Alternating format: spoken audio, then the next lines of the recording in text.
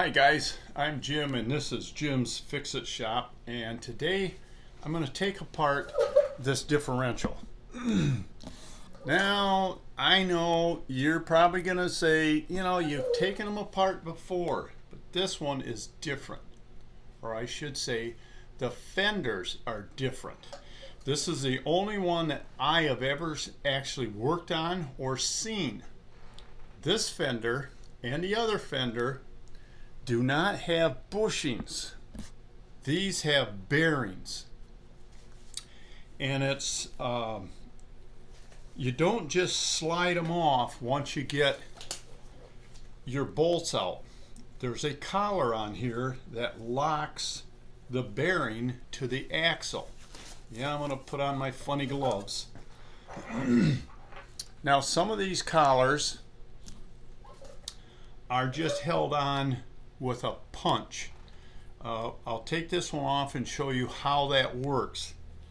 This one is held on with a set screw, so we have to loosen that up. And then it breaks loose. Now, how this works is inside this collar. Now, this collar fits tight on the shaft. And inside of this collar is a elliptical hole. I can get all the crap out of here so you can see it. This side of the collar is much thinner, that lip, than this side. That's the elliptics. They have ground into that. The inner race of the bearing sticks out past the shielding and the outer race, and it is also ground. The outside of the inner race is also ground on an elliptics. So when you put these two together, I'll put them together wrong, and you turn it, when you get the elliptics lined up, it'll fall into place.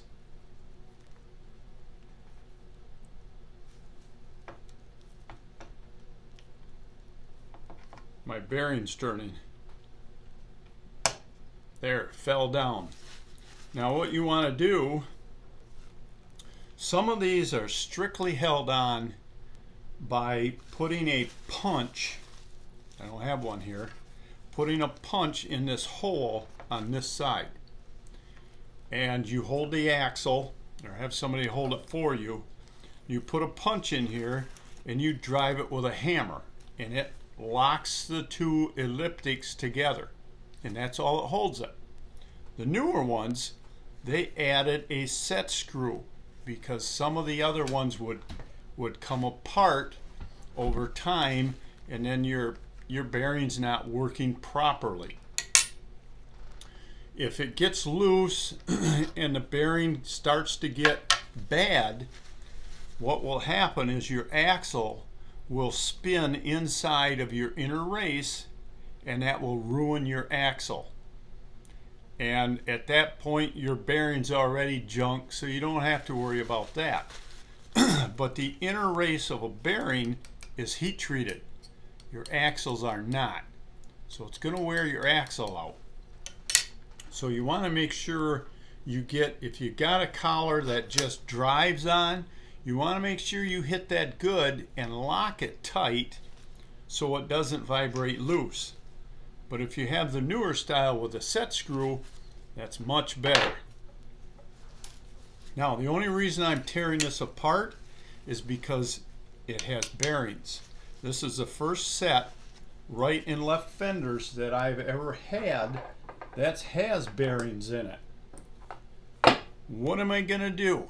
Well, I may end up taking this, cleaning up, painting it, put new bearings in it, tear apart my 2012 that I just finished, and put them in that.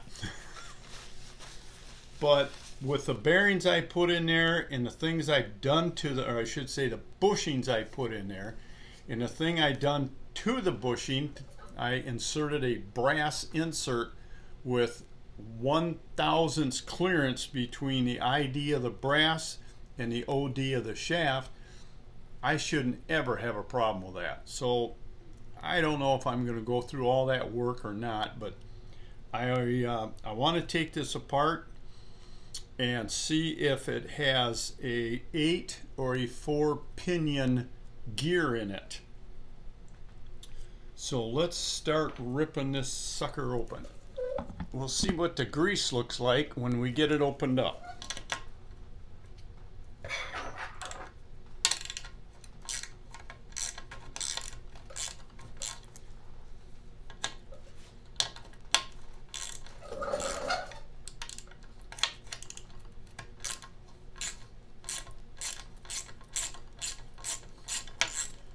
Usually these things just have bolts going in, but this one for some reason has a bolt and a nut. Most of them do not. And it does not want to come out of there very good.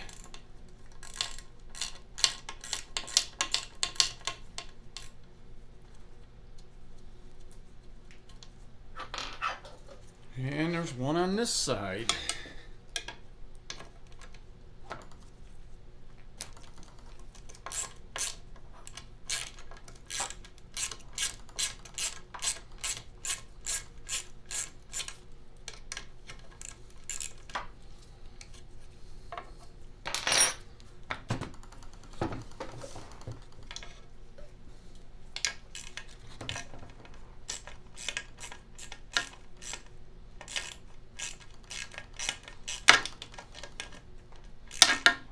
I think that would just fall right out of there.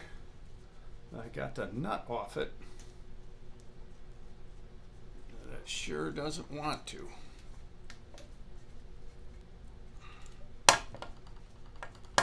Come on.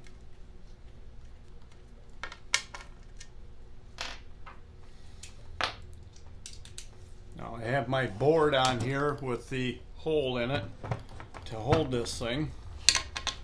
And we'll break these loose.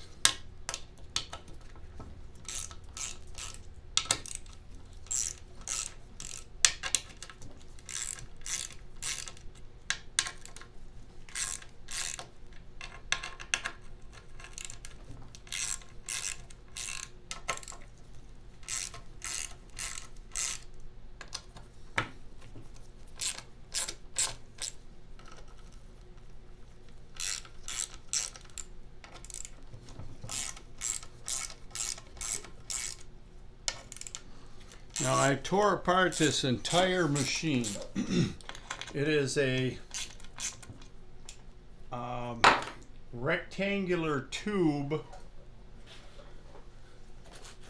that goes from the front to the back of the machine.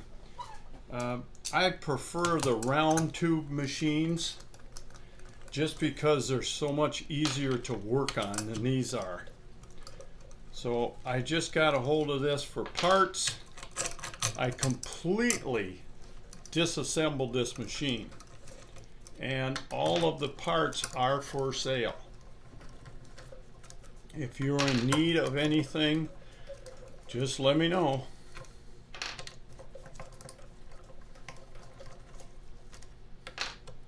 Now I do have end packs, but these old speed wrenches are a lot faster and they are a whole lot quieter.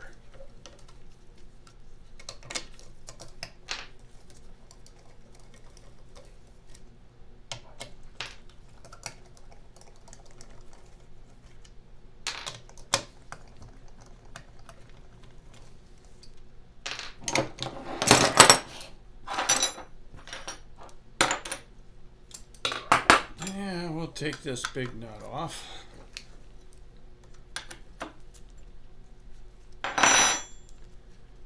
And we should be able to pop this apart.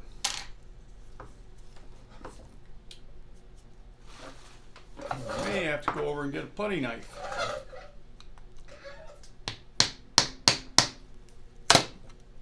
If you use a screwdriver, don't put too much pressure in one spot. Work around it. Otherwise, you could bend or distort either this cover or the differential cover, and you'll have problems getting it to reseal. My gasket's stuck.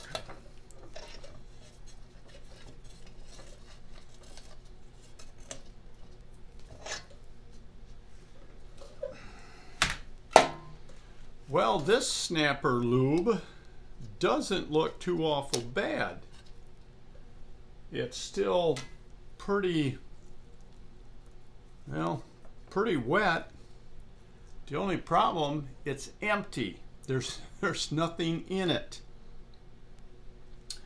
And I am surprised it with being that it had bearings in the fenders. I really thought this would be an 8-pinion gear, and it's not. It's only 4.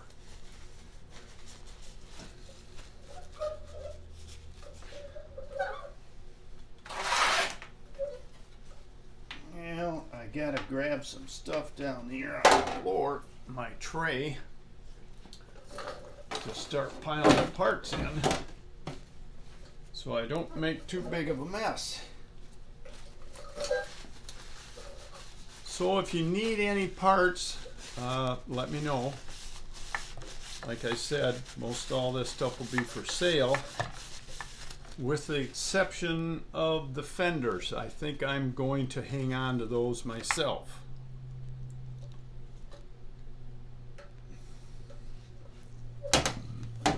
Now, I just had a gentleman get a hold of me and told me he was taking his rear end apart and he couldn't get the axle out. Well, you could just see that it should slide right up out of there. So I got back with him and told him to let me know exactly what point he is at so I can help him get his machine taken apart. Like he said in his email, he's in Georgia and it's mowing season in Georgia. Up here, we're still waiting for all the snow to melt.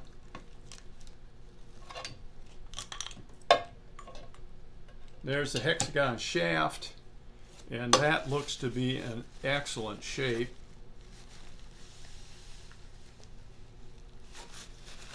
There's no burr on the end of the shaft like most of them get. There's no heavy wear or indentation from the chain case. This machine looks to be in very good condition. Both of these gears are great shape. The large gear still has flats on the teeth. This thing didn't get a whole lot of running, I don't think. I'd have to check the chain to see how much wear is in that. I don't feel any slop in there. I think we got a whole bunch of good parts here. With the exception, it was just out of lube. You can see a little bit down here in the bottom, and it's still runny. I don't know if that's all Snapper lube or if they put something else in there and it just leaked out. Because I did notice that the rubber O-rings on that bolt that goes through this gear, they're flattened right out like a little pancake. So, and they were leaking. I could see that on the cover.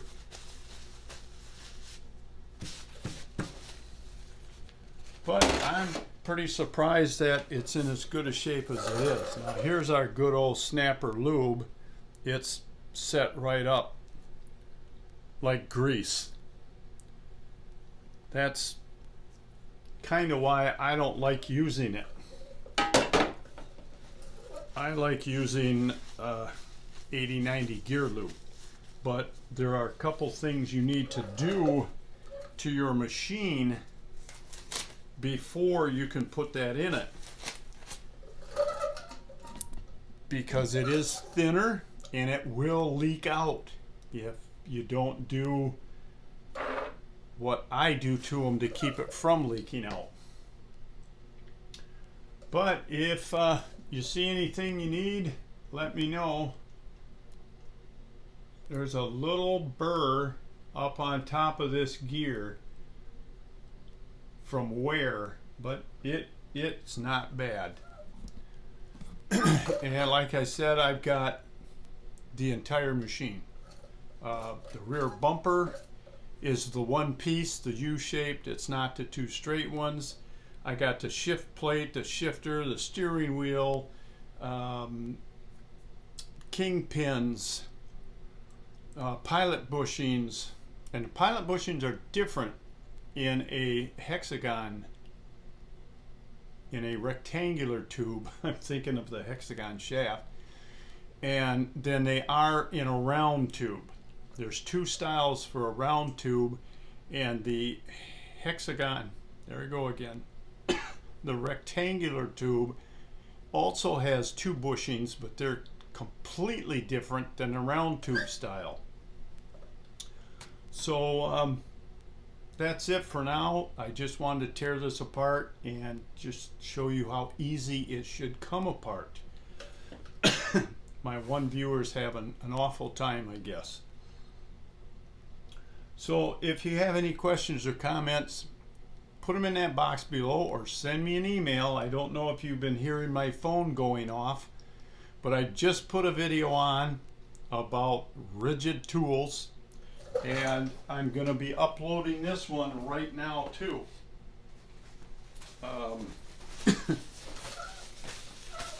These were, and I talked about Craftsman tools. These were the old Craftsman socket racks. They got metal clips on them. Well, what happens, these metal clips get bent. My sockets kept falling off. So I got a hold of Sears and I said, hey, I need these things replaced. Oh, they're not warranted. No, just hand tools, not storage. So I went down, hey, I might as well throw another plug in for rigid. I went down and bought these. They have them in 1/2 inch, 3/8, and 1/4. This is a 1/4 inch rack. This is 3/8 rack. They each have 10, I don't know, gadgets, clips hooked onto them. They're not really a clip. These are a plastic square, and if you look, they have a ball in them. So the sockets snap on there just like you do on your ratchet. $6.99. These things are a great addition to my toolbox. I won't tell you how many I bought or what they totaled up to, but I have a lot of sockets, and now they are all on these nice racks. And I'm sure when I'm dead and gone,